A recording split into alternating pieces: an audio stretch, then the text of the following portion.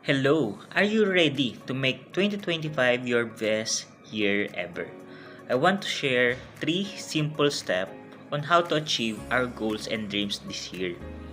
So, ready ka na ba? And let's make this year our best year. First, focus on your dreams. Mas maganda kung sinusulat mo or meron kang tinatawag na dream board. Mas nagiging malinaw or klaro kasi ang ating dreams or ang direction natin kung meron tayong written goals or alam natin, meron tayong dream board na visualize natin kung ano ba yung gusto nating mangyari or makuha ngayong taon.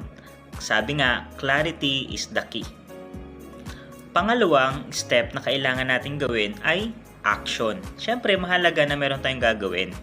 Kasi yung pangarap natin ay mananatiling pangarap o panaginip kung wala tayong gagawin.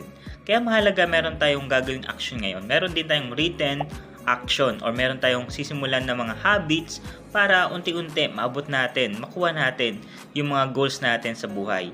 Whether it's on finances, on saving money, on our business, career, on our health, or relationship, mahalaga meron tayong gagawing action. Small habits, consistent is the key. And lastly, give.